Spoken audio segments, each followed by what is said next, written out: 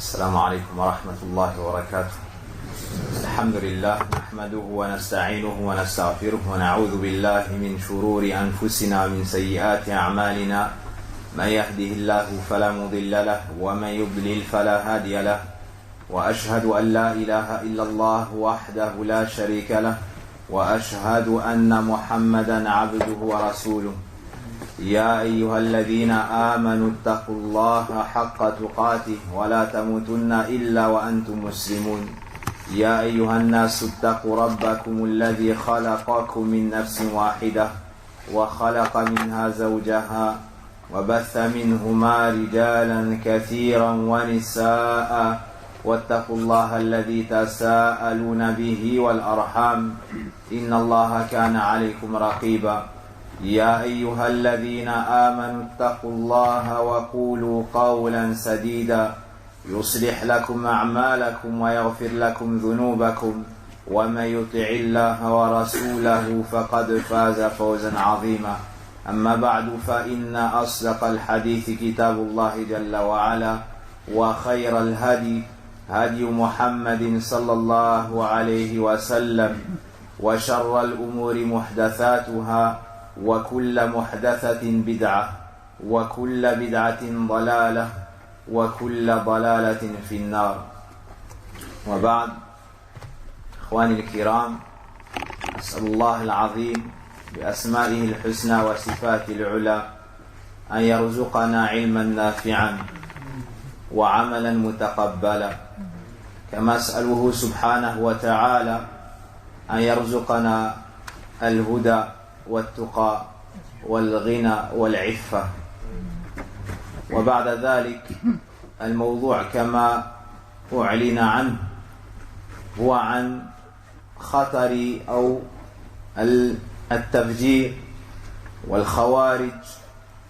Donc le sujet comme il nous a été présenté, comme il a été cité, et au sujet, nous traiterons du sujet des Khawarij, la dangerosité de ce groupe, leurs caractéristiques ainsi que leurs déviances, et qui les représente de nos jours, quelles sont leurs actions, quels sont leurs agissements, et le grand danger qu'ils représentent pour la communauté tout particulièrement, et de manière plus générale pour l'ensemble des gens. Wallahu musta'an. Laqad ba'atha Allah subhanahu wa ta'ala. Et avant cela, et pour Mada, et ce sur quoi je me suis basé pour cette conférence, c'est une conférence du Cheikh Sulayman al-Ruhaili hafidhahullah ta'ala, dans laquelle il a traité de la dangerosité de ces groupes. فأقول إن الله سبحانه وتعالى بعث محمدا صلى الله عليه وسلم إلى الناس كافة رحمة للعالمين، كما قال سبحانه وتعالى في كتاب العزيز: وما أرسلناك إلا رحمة للعالمين. Allah subhanahu wa ta'ala nous a envoyé comme dernier prophète et messager le meilleur d'entre eux, le prophète Mohammed sallallahu alayhi wa sallam. Et lorsqu'il l'envoya, il l'envoya en tant que miséricorde pour l'ensemble des mondes. Non pas que pour le peuple de Quraysh, non pas pour les habitants de la Mecque, mais pour l'ensemble de l'humanité, pour l'ensemble des mondes. Il nous dit dans son livre subhanahu wa ta'ala: وَمَا أَرْسَلْنَاكَ إِلَّا رَحْمَةً لِلْعَالَمِينَ. Et nous ne t'avons envoyé qu'en tant que miséricorde pour les mondes. Nous ne t'avons envoyé qu'en tant que miséricorde pour les mondes. فَجَعَلَهُ اللَّهُ سُبْحَانَهُ وَتَعَالَى عَلَى صِرَاطِهِ الْمُسْتَقِيمِ. Allah subhanahu wa ta'ala lui a accordé de nombreuses qualités. Il l'a guidé à la voie droite. Il nous est donc venu bil-huda wa dinil haqq. Il nous est venu avec la science utile et les actions pieuses. قال الله سبحانه وتعالى: قل هذه سبيلي أدعو إلى الله على بصيرة أنا ومن اتبعني وسبحان الله وما أنا من المشركين. Allah tabaraka wa ta'ala nous cite son prêche dans le Coran. Il nous dit subhanahu wa ta'ala, sur la traduction, dit, c'est-à-dire dit au messager d'Allah, voici ma voix, j'appelle à Allah, avec clairvoyance, moi, ainsi que ceux qui me suivent. Voici ce sur quoi était le prophète sallallahu alayhi wa sallam. Il nous dit également, Jalla wa ala, wa innaka latahdi ila siratin mustaqim. Et certes, tu guides sur le chemin droit. Wa ba'athahu Allah subhanahu wa ta'ala aydan li yutammima bihi makarim al-akhlaq wa salihaha. Allah subhanahu wa ta'ala a également envoyé le prophète sallallahu alayhi wa sallam afin qu'il puisse parfaire les nobles caractères et les bons comportements. Et c'est ainsi qu'il nous a été décrit dans le Coran. C'est ainsi qu'Allah Azza wa Jal a qualifié son prophète et messager sallallahu alayhi wa sallam dans le Coran. Wa innaka la'ala khuluqin 'azim. Wa yaqulu an-nabiy sallallahu alayhi wa sallam innama bu'ithtu li utammima salih al-akhlaq makarim al-akhlaq fi riwaya. Le prophète sallallahu alayhi wa sallam nous dit, je n'ai été envoyé qu'afin de parfaire les nobles et les bons comportements, les bons caractères. Wa amarahu Allah subhanahu wa ta'ala bi jami'il khayrat. Allah subhanahu wa ta'ala, lorsqu'il envoyait le prophète sallallahu alayhi wa sallam, il l'a envoyé avec tout le bien. Il l'a envoyé en tant que miséricorde pour les monts.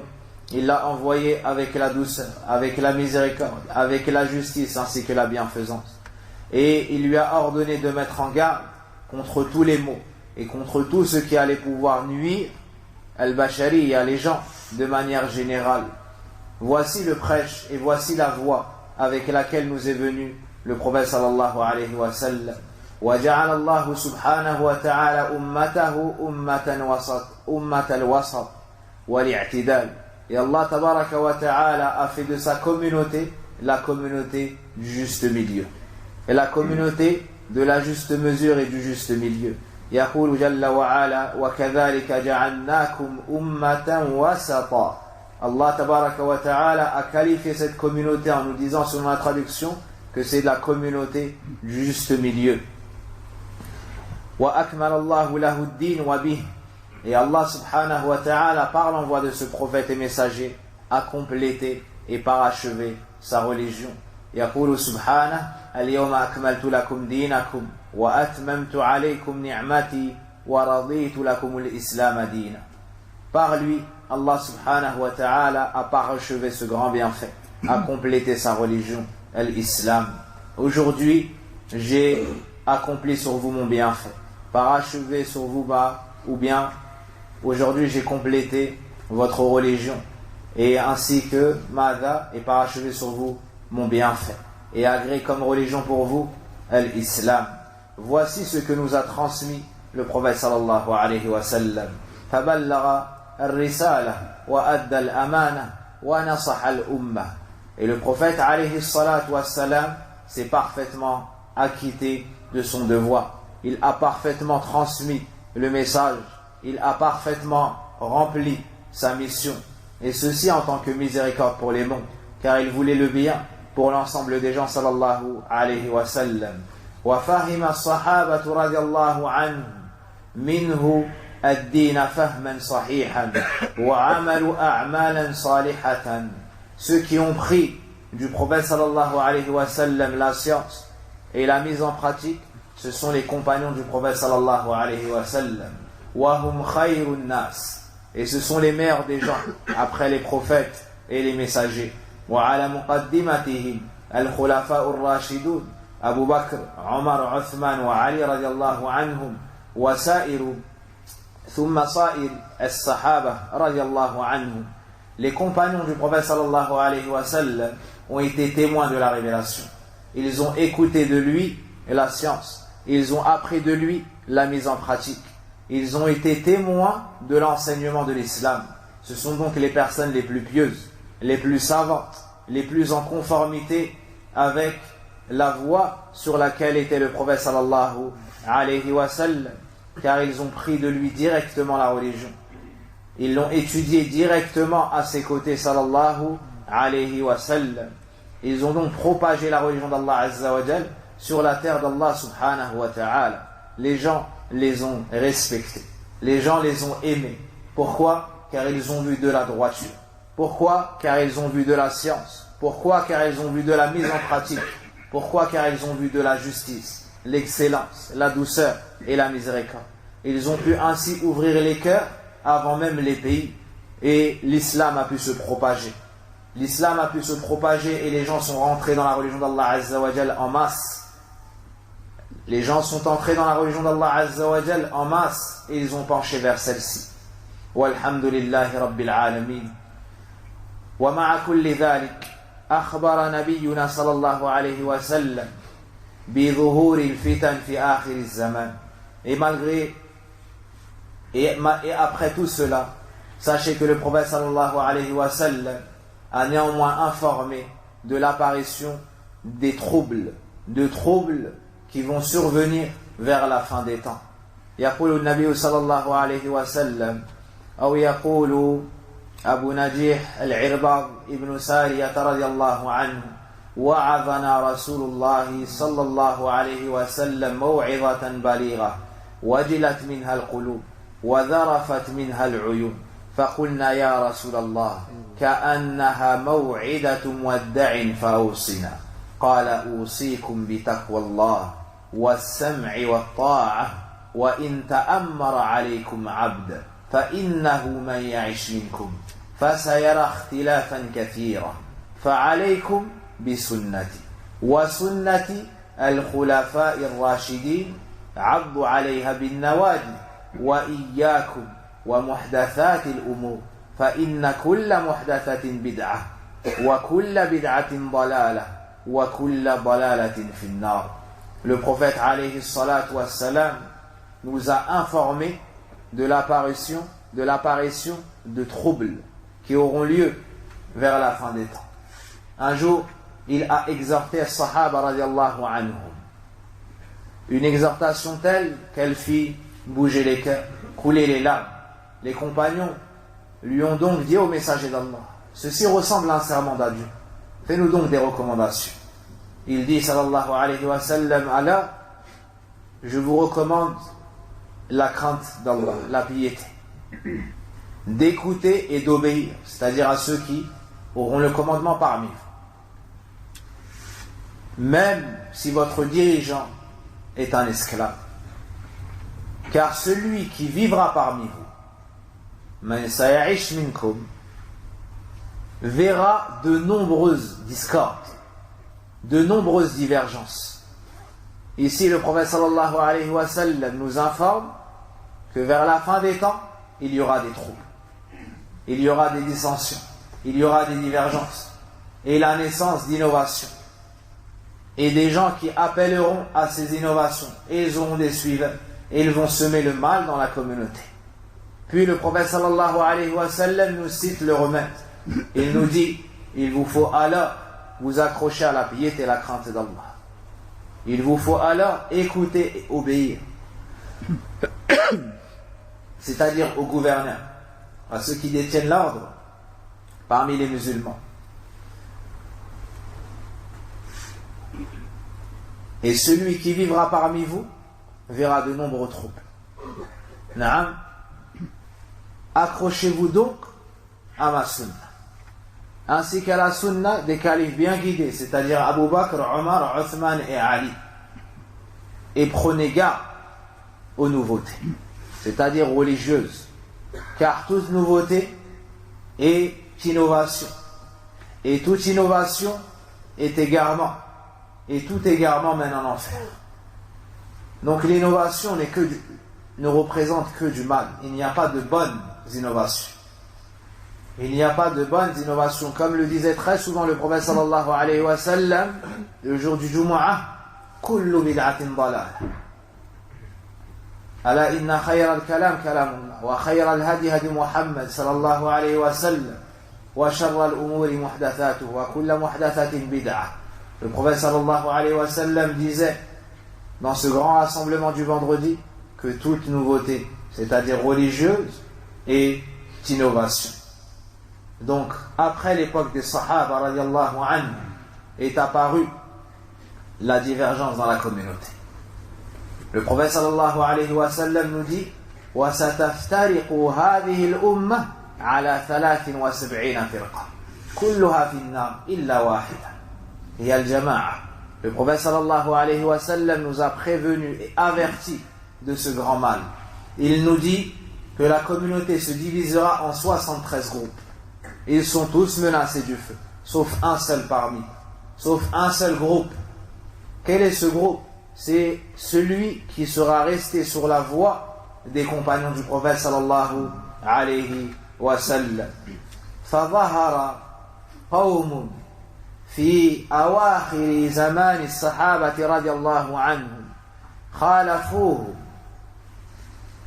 À la fin de l'époque des compagnons radiallahu anhum est apparu un groupe qui a fait scission avec la voie des compagnons radiallahu anhum, qui s'est vu meilleur en matière de science, de compréhension des textes, d'adoration que les compagnons du prophète sallallahu alayhi wa sallam. Et leur ancêtre a parlé et a manqué de respect au prophète sallallahu alayhi wa sallam. Donc ne t'étonne pas de voir leurs agissements par la suite. Cet homme-là se nomme Dhul Khuwaysira. Alors que le prophète sallallahu alayhi wa sallam partageait un butin, cet homme a dit Ya Muhammad, i'dil, fa innaka lam ta'dil.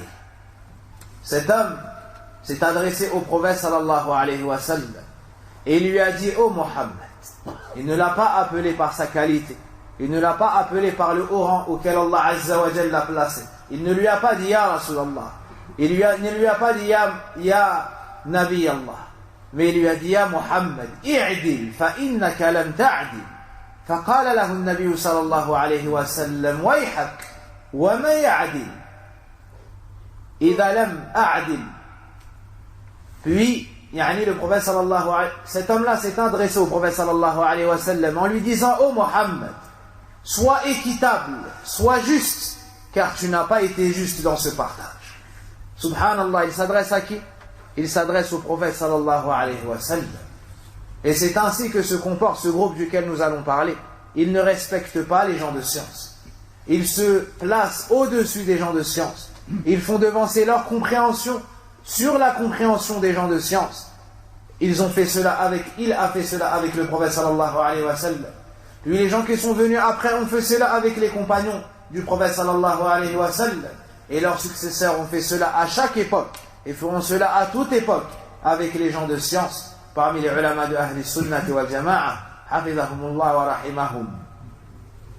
Le prophète sallallahu alayhi wa sallam lui a dit, malheur à toi, et qui pourrait être équitable si moi-même je ne le suis pas? C'est alors que Khalid ibn al-Walid radiallahu anhu a dit, ô messager d'Allah, n'allons donc nous pas nous débarrasser de cet homme? Dans une autre version, Omar ibn al-Khattab a dit cela. Le prophète sallallahu alayhi wa sallam lui a dit non, car probablement il fait salat. Naam. De cet homme sortira des gens. Vous allez mépriser votre prière devant la leur. Tahqiruna salatakum ila salatihim wa qira'atakum ila qira'atihim wa siyamakum ila siyamihim. Puis le prophète sallallahu alayhi wa sallam nous a cité de leurs caractéristiques. Al-ijtihad fi ta'abbud, le fait qu'ils font beaucoup d'adoration. En apparence, lorsque tu les vois, tu les penserais pieux dans leurs agissements entre eux et Allah subhanahu wa ta'ala. Mais la réalité est tout autre. Le prophète sallallahu alayhi wa sallam nous dit, il dit plutôt aux compagnons qui sont les meilleurs de la communauté, lorsque vous allez voir leurs prières, vous allez mépriser la vôtre. Et lorsque vous verrez leur récitation, vous allez mépriser la vôtre. Et lorsque vous verrez leur jeûne, vous allez mépriser le vôtre. Malgré cela, leur lecture ne dépassera pas leur gorge. Certains savants ont expliqué cela en disant ils ne méditent pas le Coran, ils le lisent sans le méditer. D'autres ont dit ils ne le comprennent pas. D'autres ont dit ils ne le comprennent pas. D'autres ont dit c'est-à-dire que cela ne sera pas accepté d'eux. Pourquoi? Car ils sont sur l'innovation. et celui qui n'agit pas sincèrement pour Allah, en conformité avec la sunna du prophète sallallahu alayhi wa sallam, Allah n'accepte pas de lui. Allah n'accepte pas de lui. Innama al-a'malu bin-niyyat wa innama likulli imri'in ma nawa.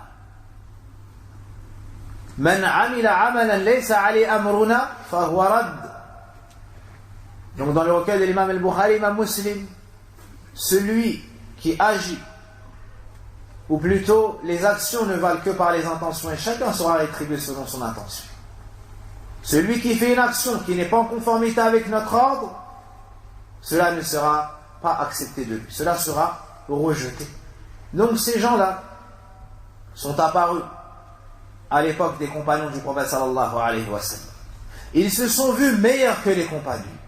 Ils se sont vus plus pieux que les compagnons, plus intelligents que les compagnons. Ils ont pensé comprendre le Coran d'une meilleure façon que les compagnons. Ils ont donc fait scission avec la voix des compagnons. Et n'ont pas voulu apprendre des compagnons tout comme eux avaient appris du prophète sallallahu alayhi wa sallam. Ils se sont mis à insulter Sahaba. Ils se sont mis à dénigrer les savants parmi les Sahaba. Ils se sont mis à médire des compagnons. Et à faire entrer la haine et le mépris dans le cœur des croyants envers certains parmi les compagnons. Et à l'époque de Uthman ibn Affan radiallahu anhu, ils se sont répandus. À l'époque de Uthman radiallahu anhu, ils se sont répandus. Certains étaient fil Irak, d'autres étaient fil Misr. C'est alors qu'ils ont commencé à parler en mal sur Uthman. Qui est Uthman? Uthman radiallahu anhu est le troisième meilleur des hommes après les prophètes et les messagers. Qui est Uthman radiallahu anhu? C'est le calife bien guidé. Qui est Uthman radiallahu anhu? Celui dont la bonne nouvelle du paradis lui a été annoncée plusieurs fois de son vivant. Celui duquel le prophète sallallahu alayhi wa sallam a dit plus rien ne nuira à Uthman après ce jour-ci. Lorsqu'il a dépensé pour une bataille. Qui est Uthman radiallahu anhu? Dhu Nurayn, c'est l'homme aux deux lumières. Celui qui a épousé deux des filles du prophète sallallahu alayhi wa sallam et personne parmi les sahaba a eu cela. Il a épousé une de ses filles, puis elle est décédée d'une maladie. Puis le prophète sallallahu alayhi wa sallam lui a marié une autre de ses filles. Elle est également décédée radiallahu anhum ajma'in. Uthman radiallahu anhu était le bien-aimé du prophète sallallahu alayhi wa sallam, celui devant lequel il avait de la pudeur. Et ses mérites et ses qualités sont très nombreuses. Ils n'ont pas respecté ce sahabi. Après avoir atteint un âge très avancé et rempli ses feuilles à de nombreuses actions, radiallahu anhu, ils se sont réunis afin, comme ils le prétendent, de manière mensongère, ils se sont unis. Pourquoi? Lil amri bil ma'ruf wa nahi anil munkar. Pour recommander le convenable et pour blâmer les actes répréhensibles. Et c'est ainsi qu'ils trompent la masse. Ils ne disent pas sanufsidu fil ard. Ils ne disent pas on va semer le désordre sur la terre. Ils ne disent pas on va tuer les innocents. Non. Ils disent nuslihu al-bilad wa al-ibad. Nous allons réformer les pays ainsi que les peuples. À l'instar des hypocrites, comme cela nous a été cité dans Surat al-Baqarah. إِذَا قِيلَ لَهُمْ لَا تُفْسِدُوا فِي الْأَرْضِ قَالُوا إِنَّمَا نَحْنُ مُصْلِحُونَ إِنَّمَا نَحْنُ مُصْلِحُونَ. Et lorsqu'on leur dit ne semez pas le désordre sur la terre, ils disent nous ne sommes que des réformateurs. Ils disent nous ne sommes que des réformateurs. Comment est-ce qu'ils trompent la masse? En disant nous allons recommander le bien, nous allons ordonner le bien au gouverneur, nous voulons que la loi d'Allah Azza wa Jalla soit appliquée sur la terre d'Allah subhanahu wa ta'ala. Ils ont propagé cela fil Basra, wa fil Kufa, wa fi Misr, wa fi ba'd al-amsar. Ils se sont donc mutuellement encouragés dans ce mal. Et ils se sont donné rendez-vous pour se diriger à Al-Madina, la ville du prophète sallallahu alayhi wa sallam, et pour aller recommander, comme ils le prétendent, de manière faussement, pour aller faire des bonnes recommandations à Othman. Car il disait que Othman pillait les richesses du pays, wal-'iyadhu billah. Alors que Othman, de son propre argent, il dépensait pour les musulmans. De son propre argent, de son argent personnel, il a acheté des chameaux, il a acheté des chevaux, pour les musulmans. Et il a acheté un puits pour les musulmans. Il a dépensé fi sabilillah, comme c'est connu dans sa biographie, radiallahu anhu. Et ils ont dit, Othman met en poste les gens de sa famille. Othman pille, wal-'iyadhu billah, les richesses du pays. Ils ont commencé à mentir sur Othman, radiallahu anhu. Ils se sont dirigés vers Al-Madina. Ils sont entrés à Al-Madina. Ils sont venus sous l'apparence de personnes pieuses qui étaient venues pour adorer Allah Azza wa Jal. Puis, ils ont menacé Othman.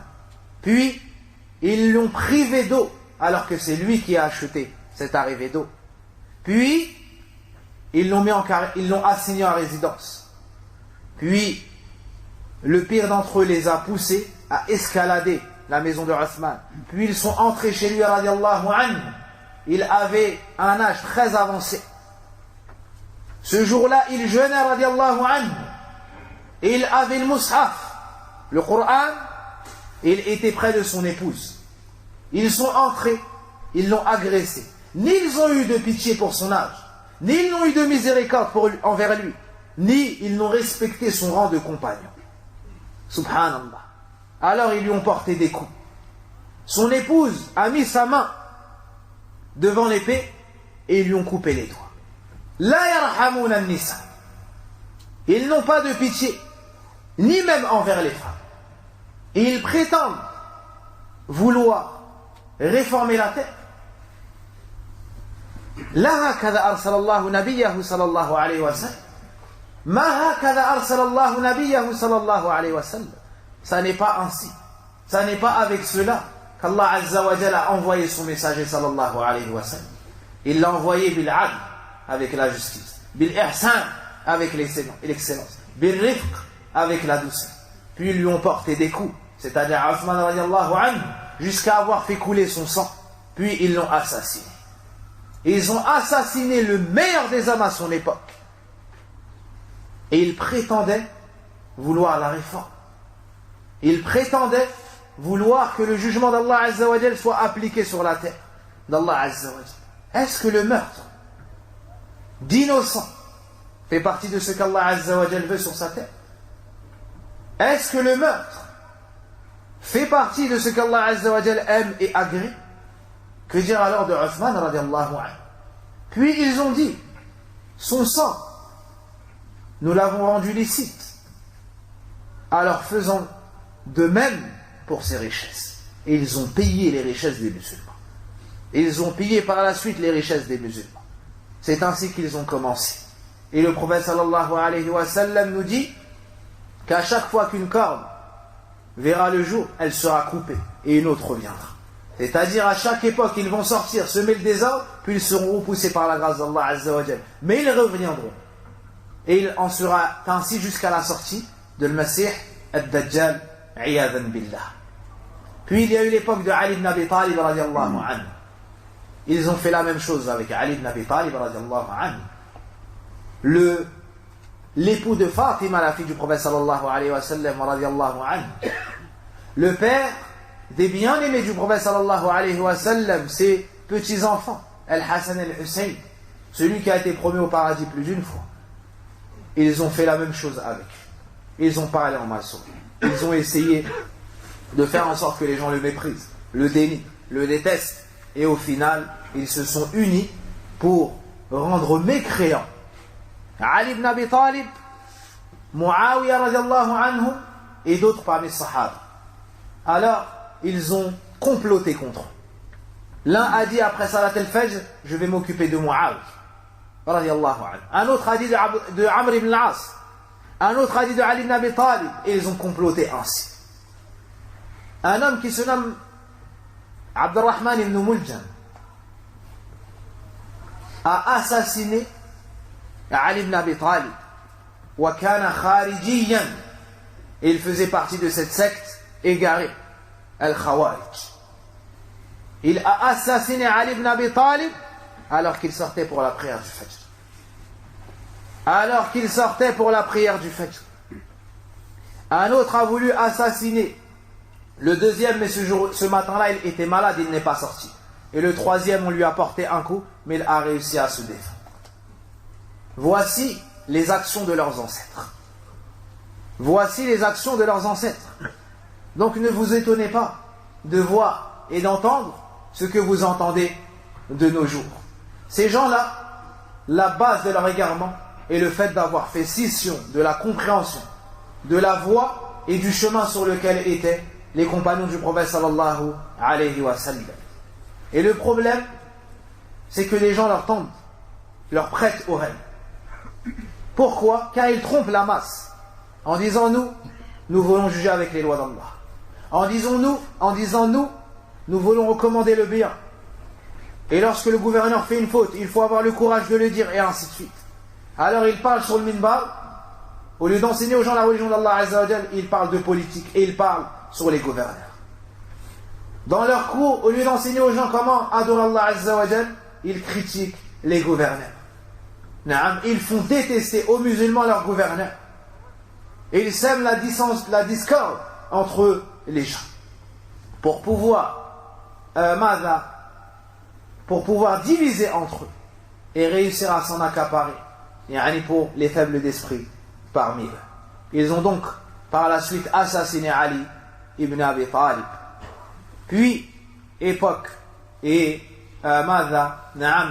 après époque, ils se sont succédés.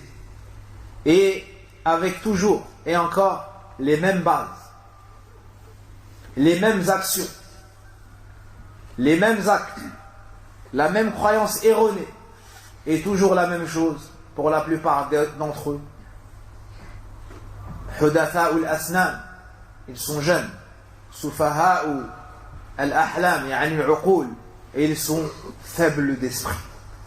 يعني لا يفقهون دين الله ولا تجد معهم عالما واحدا. Tu verras qu'il n'y a pas de ulama âgés parmi eux. Et tu verras que la plupart d'entre eux sont jeunes et ils n'ont pas étudié. La plupart d'entre eux ne sont même pas mustaqimun ala dinillah. Ils n'observent même pas la droiture. Lorsque tu entends parler de l'un d'entre eux, tu vois qu'ils ne préservaient pas ses salawats. Tu vois qu'ils ne fréquentaient pas les masajid. Mais plutôt qu'il était derrière son écran à parler sur internet avec des gens de tel pays et de tel autre. Le prophète sallallahu alayhi wa sallam nous a avertis à citer et à parler de ces gens-là. Il nous dit sallallahu alayhi wa sallam yakhruju qawmun min ummati. Il nous dit alayhi salatu wa sallam, il y a un groupe de ma communauté, c'est-à-dire qui se réfère, qui s'affilie à l'islam, qui vont sortir, qui vont apparaître. Yaqra'un al-Qur'an, ils liront le Qur'an. Ce sont des gens qui en apparence ont beaucoup d'adoration et qui sont pieux. Laysa qira'atuhum aw qira'atukum ila qira'atihim shay. Leur, votre lecture comparée à la leur ne vaudra rien. En apparence, les sahaba, lorsqu'ils vont voir ces gens-là et la dévotion qu'ils ont dans l'adoration d'Allah Azza wa Jal, ils vont mépriser leurs actions. Que ce soit dans la lecture du Coran, que ce soit dans la prière, que ce soit dans le jeûne. Mais le prophète sallallahu alayhi wa sallam nous dit que tout cela, ou bien que leur prière,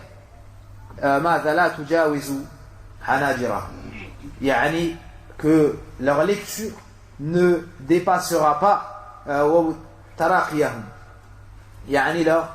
on va traduire, leur clavicule.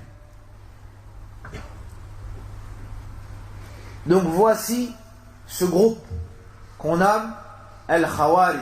Le prophète sallallahu alayhi wa sallam nous a avertis, nous a mis en garde contre eux. Le prophète sallallahu alayhi wa sallam nous a avertis en nous citant leurs caractéristiques. Et il y a une grande importance dans cela. Pourquoi? Car les noms ne font pas forcément l'homme. C'est-à-dire que s'il vient et il dit je ne suis pas un khariji, je ne me fais pas appeler comme ça, mais moi je suis par exemple Daesh, est-ce qu'on va dire donc qu'il n'est pas khariji? Non, il nous faut regarder les caractéristiques. Si les caractéristiques de tel groupe sont en adéquation avec les Khawarij, et ceux qui nous a été cités par le prophète sallallahu alayhi wa sallam, al-haqna bih wa bihim, alors on dira que telle personne fait partie des Khawarij. D'où l'importance de connaître les caractéristiques des Khawarij. Et parmi ces gens-là, à notre époque, il y a ceux, وَمِمَّنْ ظَهَرَ فِي هَذَا الزَّمَانِ من تسمى كذبا وزورا بالدولة الإسلامية في العراق والشام التي تتلخص بداعش. Et parmi les Khawarij de notre époque, ceux qui se font appeler injustement et de manière mensongère l'État islamique en Irak et fi Sham. Ces gens-là, sans aucun doute, comme les disent les savants, font partie des Khawarij.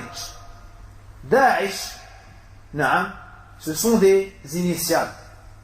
Ce sont des initiales qui signifient ad-dawla, l'État, al-islamiyya, islamique, fil Iraq, en Irak et fi Sham. Voici ce que signifie le mot Daesh. Ce sont des initiales, comme ça a été fait pour d'autres sectes auparavant. Ces gens-là se sont réunis dans un endroit et ont appelé et ordonné aux musulmans du monde à faire la hijra vers eux. Même celui qui est à Mecca, le meilleur endroit au monde, ou bien Al-Madina, le deuxième meilleur endroit au monde, selon eux, a l'obligation de quitter Mecca, l'obligation de quitter le Madina pour se rendre où? Pour les rejoindre. Pourquoi? Car eux, لأنهم يعتقدون أن جل المسلمين في أنحاء العالم مرتدون. Car ils ont comme conviction que la plupart des musulmans au monde sont des apostats. Ils ne sont pas musulmans selon eux. Donc ils ont l'ordre de se repentir, de revenir à l'islam, et pour pas faire cela, les rejoindre. ثم البيعة على أميرهم. Puis, pour couronner le tout, nous devons prêter allégeance selon eux à leur gouverneur, qui est, comme ils le prétendent, c'est le gouverneur général de l'ensemble des musulmans du monde. Et c'est ce à quoi ils aspirent depuis de nombreuses années. C'est ce à quoi ils aspirent depuis de nombreuses années, c'est-à-dire prendre le pouvoir, se réunir sur une seule et même personne. Cette personne s'auto-proclame en tant que dirigeant, comme si c'était un calife, à l'image de Abu Bakr, ou bien Othman, ou bien Omar, ou bien Othman, ou bien Ali. Ces gens-là ont un lien direct avec Al-Qaïda, avec le parti qu'ils appellent Al-Qaïda, qu'avait fondé Oussama bin Laden, wa sahibuhu Ayman. Puis ils ont divergé et se sont séparés. Alors un groupe est resté sur cette voie-là et un groupe a fait scission avec cette voie-là. Et ça, c'est l'habitude des Khawarij, c'est qu'ils divergent. Et c'est l'habitude de Ahlul Bid'ah, et c'est l'habitude des gens de l'innovation de manière générale, c'est qu'ils ne restent pas unis. Et si tu les vois unis, sache que leur cœur diverge. Tahsabuhum jami'an wa qulubuhum shatta. Tu les croirais unis, mais en réalité leur cœur diverge. Tu les croirais unis, mais en réalité leur cœur diverge. Donc ces gens-là ont formé par la suite des groupuscules. Mais les unit une chose, al-khuruj. Les unit une seule, et même parmi ce qui les unit, il y a cette chose-là, le fait de se révolter contre les gouverneurs, le fait de semer le désordre sur la terre, et le fait d'assassiner des innocents. Le fait d'assassiner les innocents. Et certaines personnes pensent, de manière erronée, que le terrorisme, les premiers à en pâtir sont les pays non musulmans. Et ceci est une croyance et une pensée complètement erronée. Pourquoi? Car ceux qui subissent le terrorisme en premier lieu, ce sont les musulmans. Car ces gens-là, sont issus de nos milieux à nous. Ces gens-là sèment le désordre depuis l'époque des Sahaba. Et ils font couler le sang en premier lieu des musulmans. Qu'est-ce qui a assassiné Ali ibn Abi Talib? Ces gens-là sèment en premier lieu, ou font couler le sang en premier lieu des musulmans. Ils ne respectent personne. Et ne marchent pas sur les règles, que ce soit du Coran, ou que ce soit de la Sunna. Par la suite, ils ont tenté de séduire le plus grand nombre de jeunes. Et pourquoi est-ce qu'ils s'en prennent aux jeunes? Car les jeunes en général sont poussés, pour beaucoup d'entre eux, parmi ceux qui n'ont pas étudié, par les passions. Et ils les tirent par de faux et plaisants discours. Comme ce que nous avons déjà cité, le fait de dire que nous voulons recommander le bien, le fait de dire que nous voulons proscrire le mal, le fait de dire que nous allons blâmer avec courage les injustices faites dans tel et tel pays. Le fait, ils disent également, nous allons venger les opprimés parmi nos frères assassinés en Palestine, rahimahumullah, ou bien dans tel et tel pays. Taïe. De quel droit, en islam, ou au nom de l'islam, je peux faire couler le sang d'une personne qui n'a pas fait couler le sang de telle autre personne? Et sachez que cela fait partie de Masail al-Jahiliya. Ceci fait partie des questions du paganisme, des choses que les gens faisaient avant l'avènement de l'islam. Lorsqu'on opprimait une personne de sa famille, il se dirigeait dans l'autre famille et assassinait toute la famille. Est-ce que cela est accepté en islam? Non.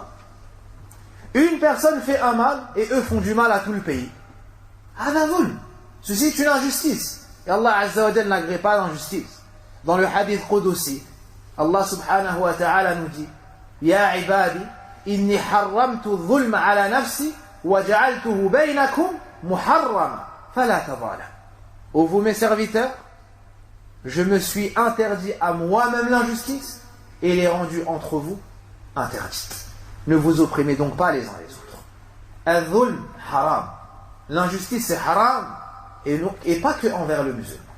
L'injustice est haram même envers les arbres, même envers les animaux. L'injustice est haram même envers le non-musulman. L'injustice est haram envers toute chose en islam. Et parmi les pires injustices, le fait de semer la terreur, le fait de semer le désordre sur la terre d'Allah subhanahu wa ta'ala. وَلَا تُفْسِدُوا فِي الْأَرْضِ بَعْدَ إِصْلَاحِهَا. Allah Azza wa Jalla nous a interdit de semer le désordre sur la terre après qu'elle fut réformée.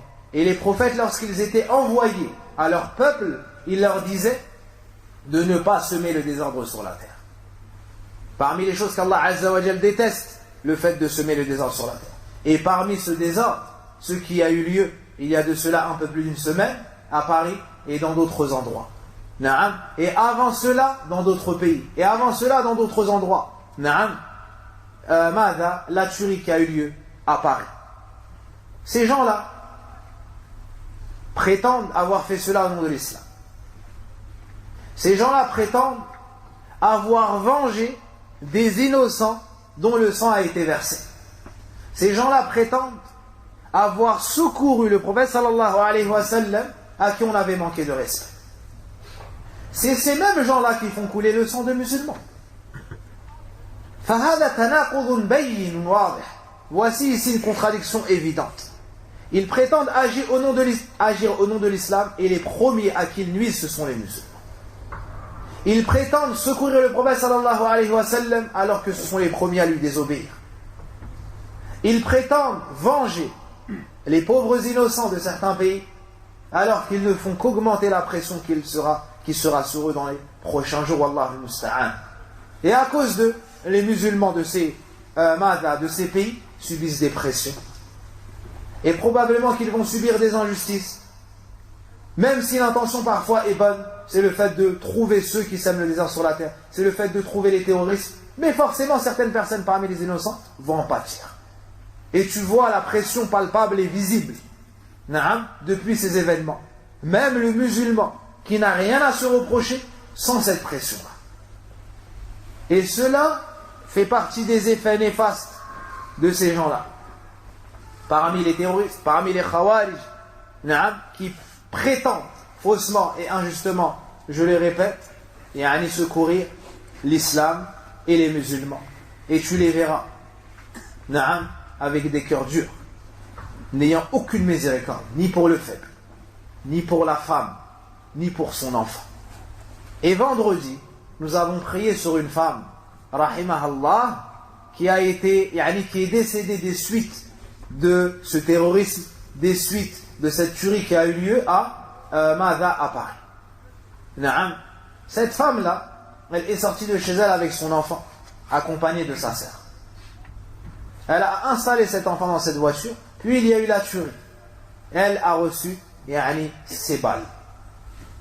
Que vont dire ces gens-là, indallahi azza wa jal, yawm al-qiyamah? Comment est-ce qu'ils vont répondre de cette action? Ils vont dire on a secouru l'islam. Ces innocents qui ont été tués, plus d'une centaine, qu'est-ce qu'ils vont répondre yawm al-qiyamah? On les a tués pourquoi? Est-ce que ces gens-là, ils disent par exemple, car en Palestine, telle personne a été assassinée? D'accord, cette centaine de personnes, est-ce qu'ils ont assassiné quelqu'un en Palestine? Dans l'islam, il y a la justice et il y a l'équité. Tu ne peux prendre une personne innocente et l'assassiner pour un mal commis par une autre personne. Donc ceci n'a aucune relation avec l'islam. Comme je le disais, les premières victimes sont les musulmans. Le prophète sallallahu alayhi wa sallam nous les décrit en disant yaqtuluna ahl al-islam wa yatrukuna ahl al-awthan. Ces gens-là, ils assassinent les musulmans. Ces gens-là assassinent des musulmans. L'histoire nous le montre et les événements nous le montrent malheureusement. Ils ne font aucune distinction, si ce n'est pire, entre le musulman et le non-musulman, entre le blanc et le noir, entre la femme et l'enfant, entre le jeune et la personne âgée, entre la personne qui est sur la droiture de celle qui ne l'est pas. Ils ne font aucune distinction. L'un d'entre eux entre dans un bus et les gens ne se doutent de rien. C'est alors qu'il fait exploser ce bus contenant des femmes, des enfants, et il pense s'être rapproché d'Allah Azza wa Jalla dans son action. Et les gens encore plus égarés que lui le félicitent par la suite alors qu'il n'est plus là pour entendre cela. Quelle religion pourrait ordonner cela? Que dire alors de l'islam qui est la religion d'Allah Azza wa Jalla, celle qu'il a créée? Ces gens-là ne s'interdisent pas de faire les pires actions. Puis, ils discutent et débattent sur des choses bien minimes, ou bien moins graves, ou plutôt moins graves que ces actions-là. À titre d'exemple, ce que leurs anciens ont fait aux compagnons, Abdullah ibn Khabbab, ibn al-Arat, ils l'ont rencontré alors qu'il était accompagné de son épouse. Écoutez bien le comportement qu'ils ont même envers Sahaba, envers les compagnons du prophète sallallahu alayhi wa sallam. Ils l'ont interpellé alors qu'il était accompagné de son épouse. Ils l'ont questionné sur son avis concernant Abu Bakr, Omar, Othman et ainsi de suite. Et bien évidemment, il a fait leurs éloges. Ils l'ont questionné. Il a fait leurs éloges. Ils ont débattu avec lui. Puis ils se sont saisis de lui. C'est un compagnon du prophète sallallahu alayhi wa sallam. Ils ont eu le dessus sur lui en apparence et ils l'ont égorgé. Ils l'ont égorgé, sahabi, un compagnon du prophète sallallahu alayhi wa sallam. Est-ce que leurs actions les plus ignobles s'arrêtent là? Non. Par la suite, et ceci pour que vous compreniez bien, comment est-ce qu'ils peuvent faire ça? Car ils rendent mécréants les gens, puis rendent licite leur sang, leur argent, leurs épouses, et ainsi de suite. Donc c'est une suite, c'est une chaîne, pire les unes que les autres. Après avoir assassiné ce compagnon radiallahu anhu, qu'est-ce qu'ils ont fait? Ils se sont dirigés vers son épouse. Son épouse était hubla, elle était enceinte. Elle leur a dit ittaqullah imra'atun hubla. Elle leur a dit craignez Allah, je suis une femme et je suis enceinte. Et ils l'ont attrapée, ils l'ont assassinée. Puis ils lui ont ouvert le ventre, wal'iyadu billah. Et ils ont sorti ce qu'elle avait dans le ventre. Ces gens-là sont, les contemporains sont les héritiers de ces gens-là. Les contemporains, les gens de notre époque, dont vous entendez et voyez leurs agissements, le fait de semer le désordre sur la terre d'Allah Azza wa Jal et de tuer les gens, voici ce qu'avaient fait auparavant leurs ancêtres. Et tuer une femme, ouvrir son ventre et sortir son enfant. Inna lillahi wa inna ilayhi raji'un. Wa ila Allahi al-mushtaka. Et c'est qu'à Allah Azza wa Jal qu'on se plaint de leur mal et de ce qu'ils font sur la terre d'Allah Azza wa Jal. Donc ces gens-là portent une haine envers l'humanité de manière générale et plus particulièrement envers les musulmans. Il n'y a pas si longtemps, ils ont fait plusieurs tentatives d'explosion d'attentats dans des mosquées. Et ils ont réussi à faire exploser certaines mosquées, que ce soit en Arabie ou dans d'autres pays, sur la terre d'Allah Azza wa Jalla. Donc, ces gens qui prétendent secourir l'islam et les musulmans sont arrivés à un point de wahshiyya où ils mettent des bombes alors que les gens se prosternent pour Allah Azza wa Jalla dans les mosquées, s'inclinent pour Allah tabaraka wa ta'ala, lisent le Coran, la parole d'Allah subhanahu wa ta'ala, puis ils viennent et attendent, provoquent ces attentats. Inna lillahi wa inna ilayhi raji'un. Et après cela, tu trouves des jeunes qui leur prêtent oreille. Après cela, tu trouves des jeunes qui disent oui, mais c'est bien parce que eux ont fait ça, ils ont secouru. Subhanallah. Comment est-ce que tu peux pencher et aimer des gens qu'Allah déteste, wallah? Comment tu peux pencher vers des gens qui sont les ennemis d'Allah Azza wa Jal, les ennemis du prophète sallallahu alayhi wa sallam et les ennemis des croyants? Et ils ont assassiné tes ancêtres parmi les sahaba. كيف تميل إليه بعد ذلك أنت وأنت تحب الصحابة وأنت تحب النبي صلى الله عليه وسلم وقبل ذلك تحب الله عز وجل ربك ورب العالمين. Comment est-ce qu'après ça toi tu vas les aimer? Comment est-ce qu'après ça toi tu vas dire un tel est courageux? Tu as l'obligation shar'an de les détester. Tu as l'obligation religieusement parlant de les détester pour Allah Azza wa Jalla. وَالَّذِي قَبَّحَهُ الدِّينِ يَجِبُ عَلَيْكَ أَن تُقَبِّحَهُ. Et ce que la religion a jugé comme étant mauvais, tu as l'obligation de juger cela de la même façon. Donc ce que font ces gens est mauvais. Ces gens-là sont détestables et méprisables. Tu n'as pas le droit de dire que ce qu'ils font est bien, ni même de leur chercher des circonstances atténuantes ou autres, comme certains disent. Oui, mais ils ont grandi de telle manière. Oui, mais ils ont... Subhanallah, c'est inexcusable. Car même sans la religion, la raison saine blâme cette action. Même sans la religion, la raison saine blâme cette action, le fait de tuer des innocents. Le fait de tuer des innocents. Le prophète sallallahu alayhi wa sallam dit, celui qui ôte la vie d'un dhimmi, ad-dhimmi, c'est le non-musulman qui est entré dans le pays en règle. C'est le non-musulman qui est entré dans le pays selon les règles. Le prophète sallallahu alayhi, donc ici il ne s'agit pas d'un musulman, car eux disent oui mais un tel n'est pas musulman. Ce n'est pas une excuse en la religion d'Allah. S'il fait partie des innocents, tu n'as pas le droit de le toucher. Et qui es-tu? Est-ce que tu fais partie de la police? Est-ce que tu fais partie de... Est-ce que tu es juge? Est-ce que... Non. Quand bien même il serait coupable, ça n'est pas à toi de faire appliquer la justice. Le prophète sallallahu alayhi wa sallam dit, Man qatala mu'ahadan aw dhimmiyan lam yarah ra'ihat al-jannah.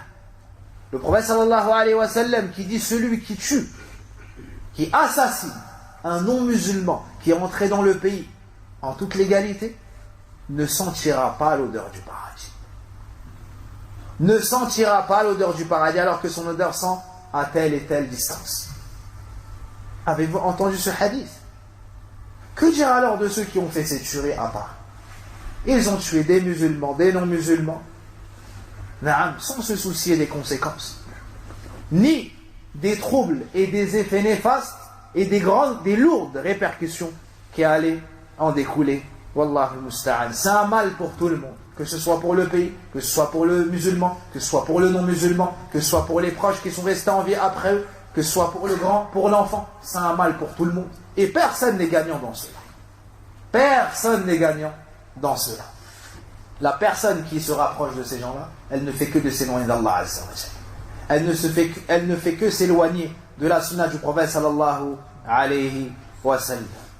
L'un d'entre eux attrape son cousin car il travaille dans l'armée. Il l'emmène dans un désert, le filme et l'assassine.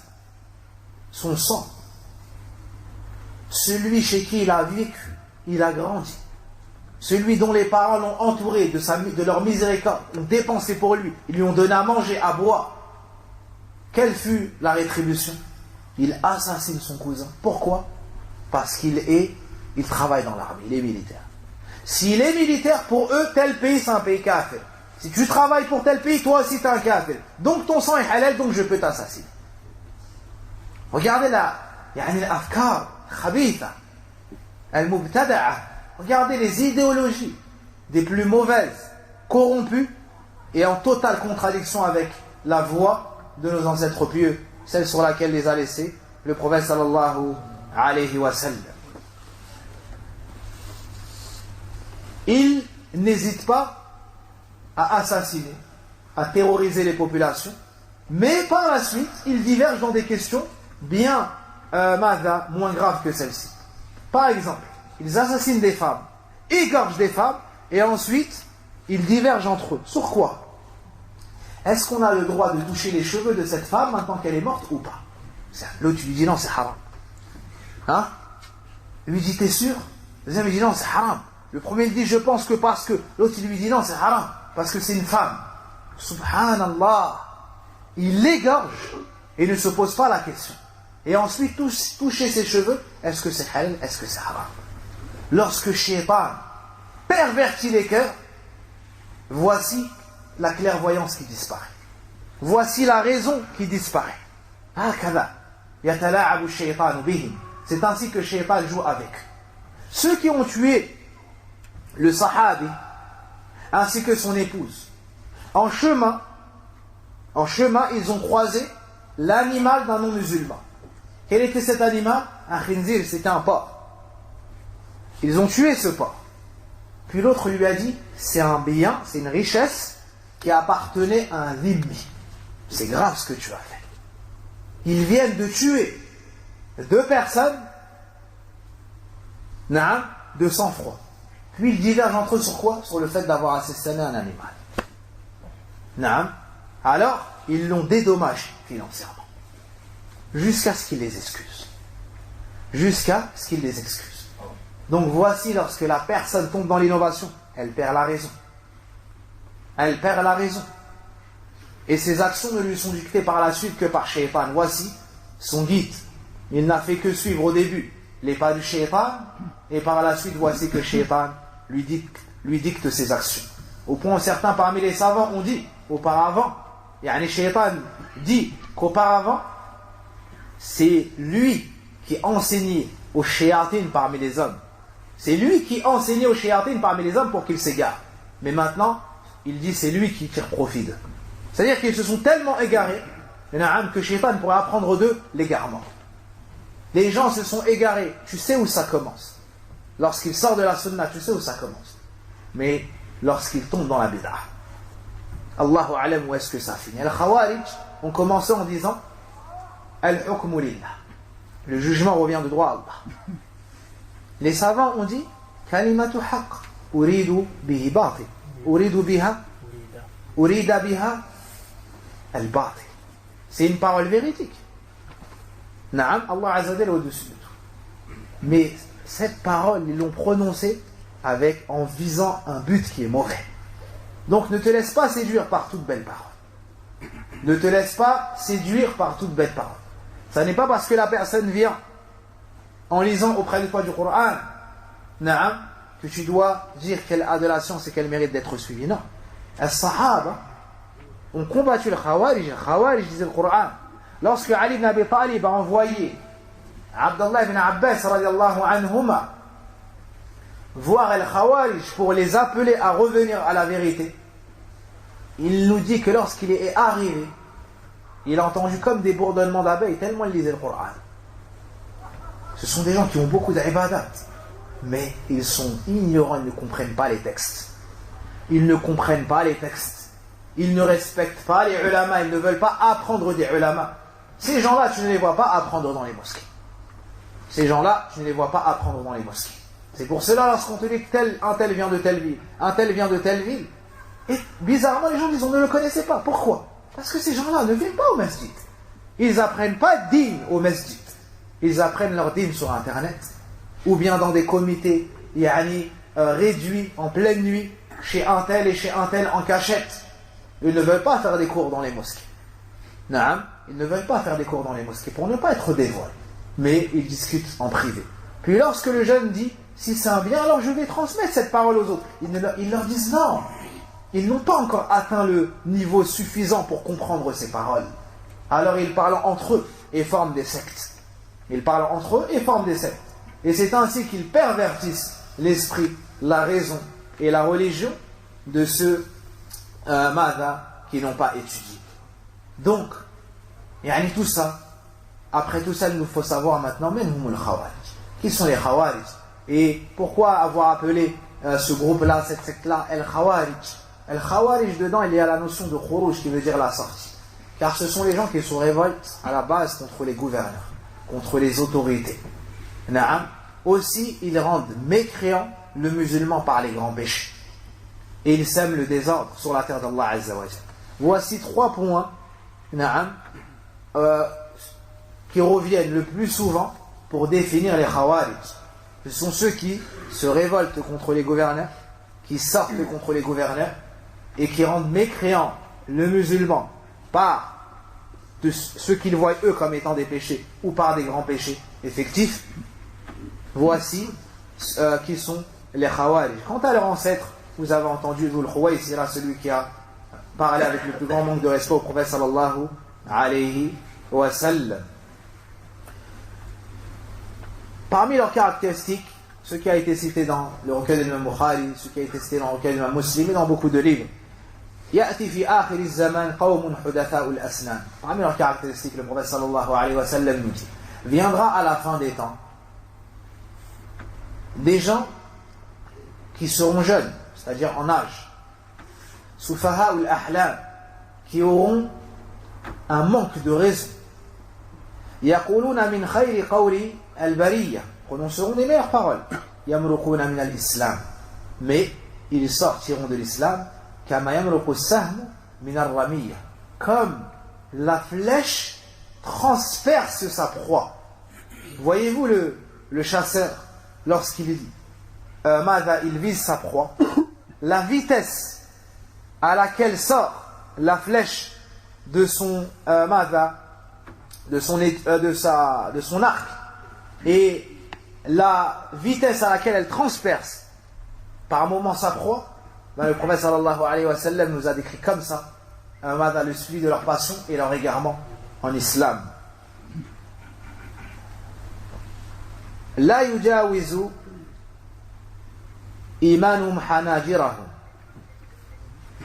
Le prophète sallallahu alayhi wa sallam nous dit des paroles sévères à leur encontre, au point où certains parmi les savants ont dit ces gens-là sont sortis de l'islam, et beaucoup parmi eux disent non, ce sont des innovateurs égarés, beaucoup de leurs actions ne se réfèrent pas à l'islam, nous les blâmons, les détestons, mais on ne les excommunie pas de l'islam.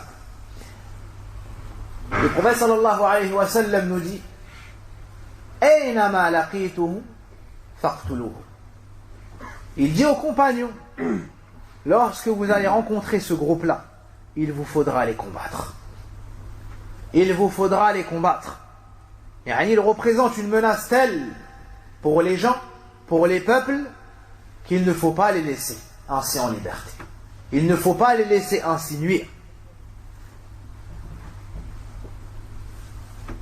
Puis le prophète sallallahu alayhi wa sallam nous dit que dans cela il y a une récompense yawm al-qiyamah.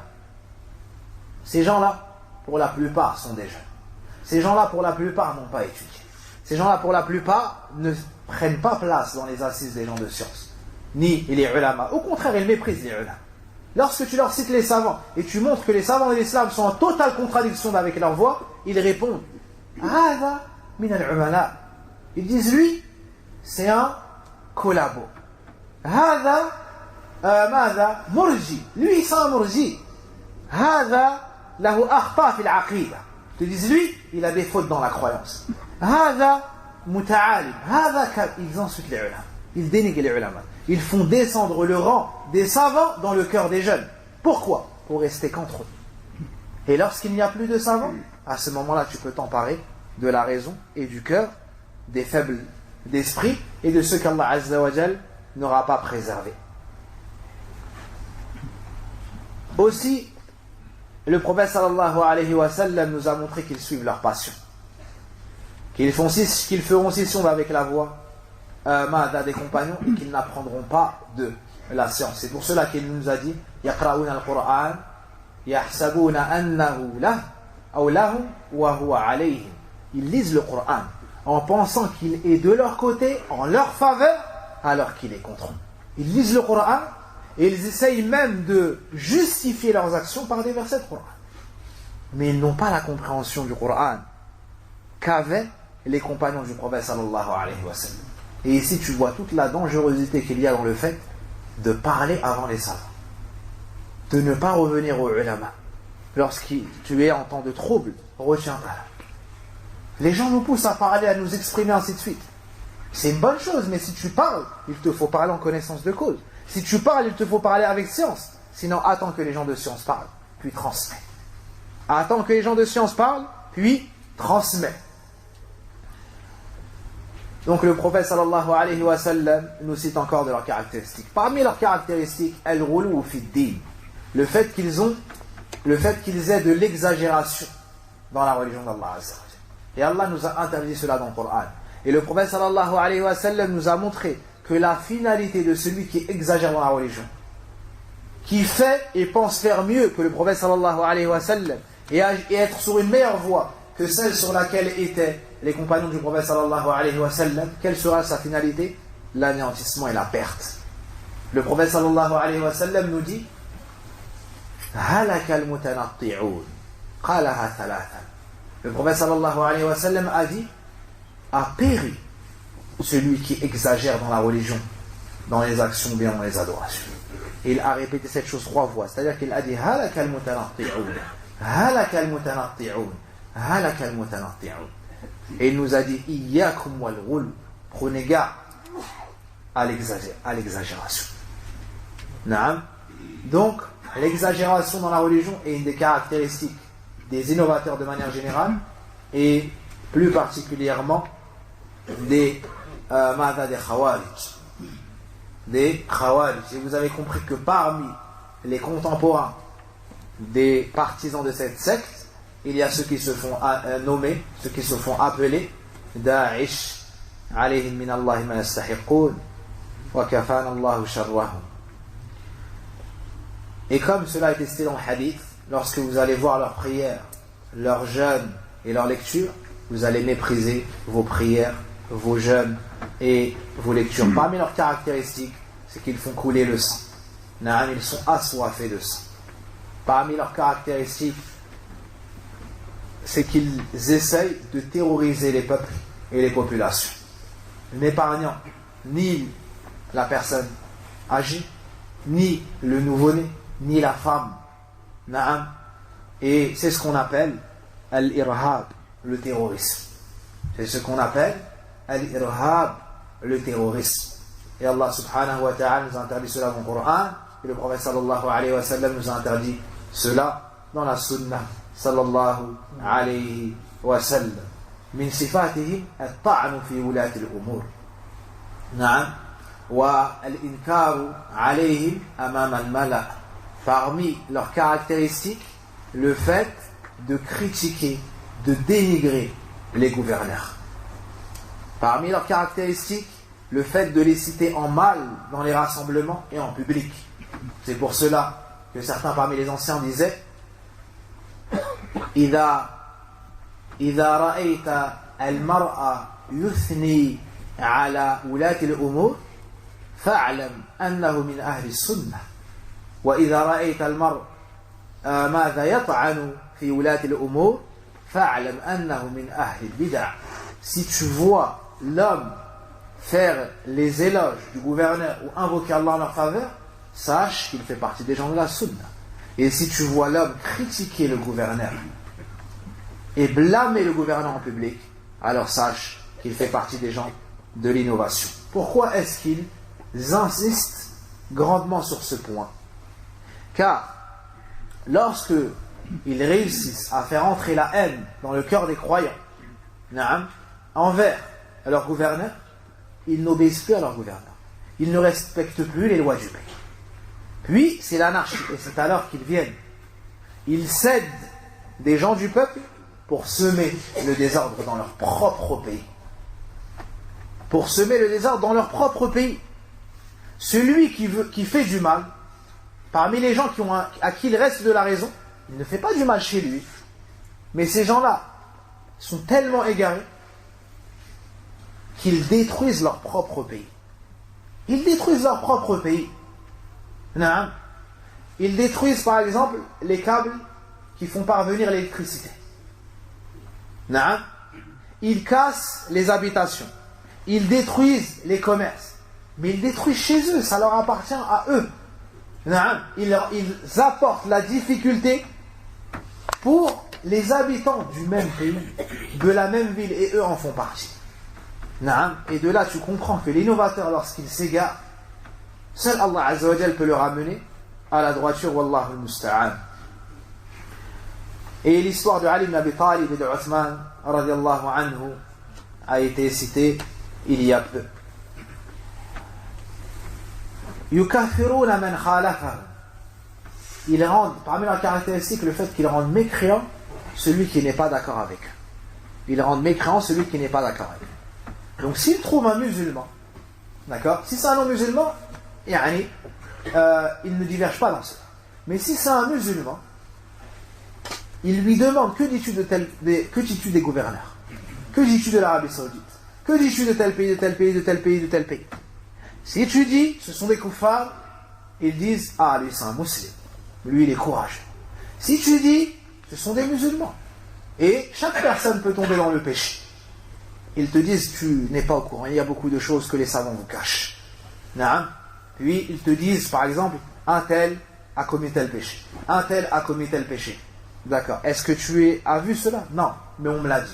D'accord. Je parle avec quelqu'un sur Internet. Est-ce que non? Comment tu sais? Sur Internet. Est-ce que non? Comment tu sais? Sur Internet. Et c'est leur seule réponse. C'est leur seule réponse. Ils n'ont pas vu, ils n'ont pas entendu, ils n'ont pas étudié, mais ils sont entrés sur tel et tel site. Ainsi, ils rendent mécréants les musulmans par les grands péchés. Lorsqu'ils les ont rendus mécréants, est-ce qu'ils s'arrêtent là? Non. Ils disent s'ils sont mécréants, leur sang, leur honneur et leur richesse nous deviennent licites. Donc nous avons la permission de payer leur richesse, de commettre les actes avec les femmes de leur famille, et nous avons la permission de les voler. Nous avons la permission de les voler. C'est pour cela que certaines personnes qui étaient dans la voyoucratie, au lieu d'entrer dans le din d'Allah Azza wa Jal, sont entrés dans ces sectes. Pourquoi? Pour garder un pied dans le mal et l'autre pied dans un mal qui en réalité est pire. Parce que l'innovation, elle pousse à ces agissements-là, au terrorisme, aux tueries et ainsi de suite. Et ils recherchent pour beaucoup d'entre eux la dunya et pas la religion, même s'ils disent le contraire.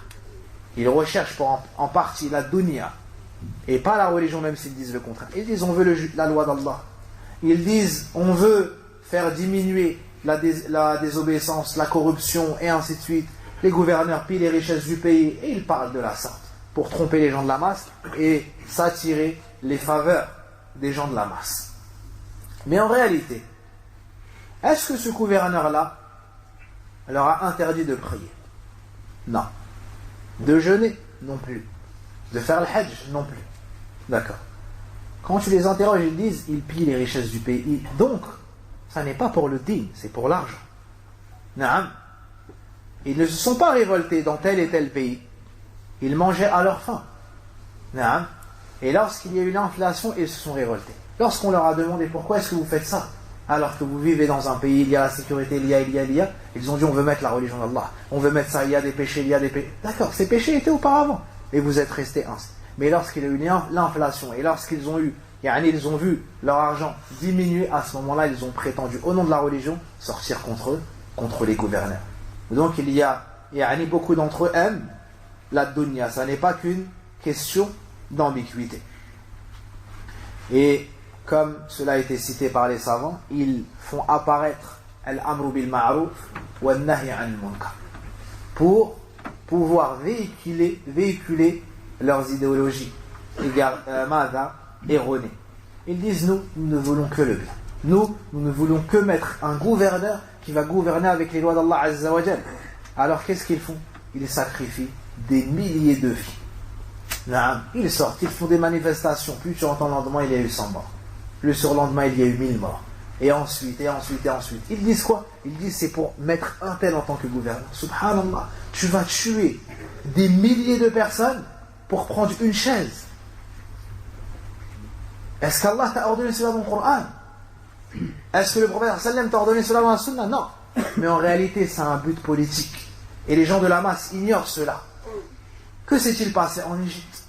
Des milliers de morts pour une chaise. Pour mettre un tel qui dit je vais juger avec le loi d'Allah Azza wa Jal. Puis lorsqu'il arrive sur place, ça n'est pas ce qu'il fait. Mais c'est de la politique. Donc ils disent il ne faut pas faire de politique. Mais en même temps vous faites de la politique. Et vous prétendez vouloir mettre la loi d'Allah Azza wa Jal. Puis lorsque vous arrivez en partie au pouvoir, vous ne mettez pas la loi d'Allah Azza wa Jal. Cela a été vu en Égypte. Et ils ont assassiné les gens, un par centaines. Et ils ont kharrab leur pays. Subhanallah. Qui est-ce qui paye les pots cassés?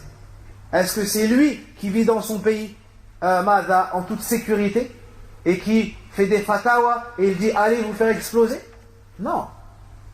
Ou bien qui dit envoyez vos enfants? Non, lui il est avec ses enfants, avec sa famille.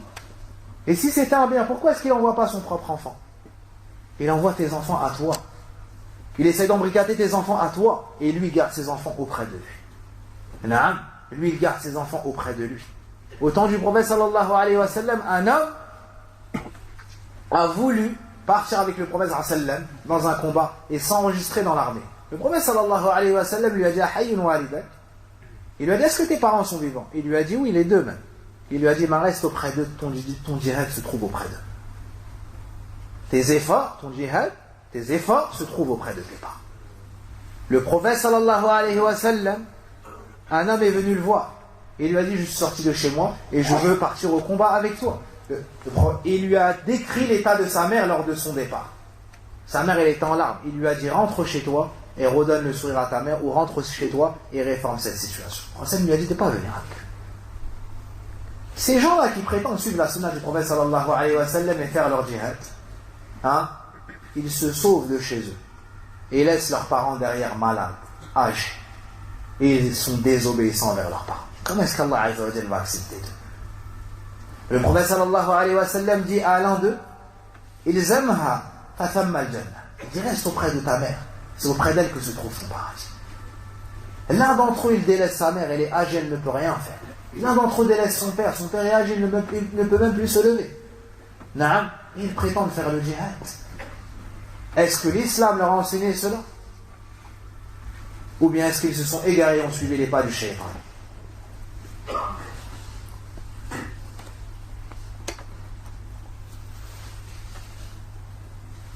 Leurs caractéristiques sont bien plus nombreuses que cela. Ainsi, si tu vois une personne qui critique les gouverneurs, si tu vois une personne qui critique les savants, si tu vois une personne qui s'éloigne de l'assise des gens de science, puis qui forme des petits groupes, alors sache qu'il vient de s'ouvrir une porte de l'égarement. Et sache que parmi les innovateurs les plus dangereux, il y a le Khawarij. Et ceux qui les représentent de notre époque, parmi ceux qui les représentent dans notre époque, il y a Daesh. Les Khawarij ont été décrits par le prophète sallallahu alayhi wa sallam comme étant Kilabu Ahli Nar. C'est une parole sévère du prophète sallallahu alayhi wa sallam. Et la sévérité envers la personne de l'innovation n'est pas une chose nouvelle. Afin que les autres entendent cette sévérité et prennent leurs précautions et ne s'allient pas avec ces gens-là. Kilabu Ahli Nar. C'est ainsi que le prophète sallallahu alayhi wa sallam les a décrits. Ce sont les chiens de l'enfer. Qui est-ce qui a dit cette parole? Celui qui a été envoyé en tant que miséricorde pour les mondes. Donc s'il a dit cette parole, c'est qu'il fallait la dire. S'il a dit cette parole, c'est que la situation allait être très grave. Donc on te fait entendre cette parole pour que tu connaisses un peu de la dangerosité de ces groupes. Et sache que l'innovation de manière générale est dangereuse.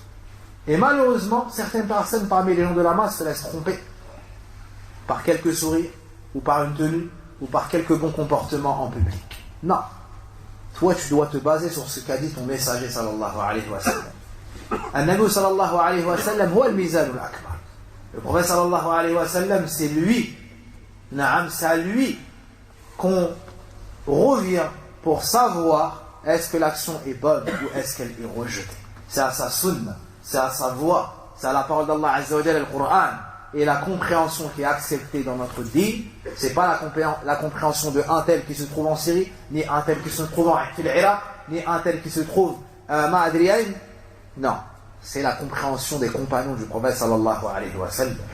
Allah subhanahu wa ta'ala qala lana fil Qur'an wa ma ataakum ar-rasul fakhudhuhu wa ma nahakum anhu fantahu. Ce que le messager d'Allah vous donne, prenez-le, et ce qu'il vous interdit, abstenez-vous.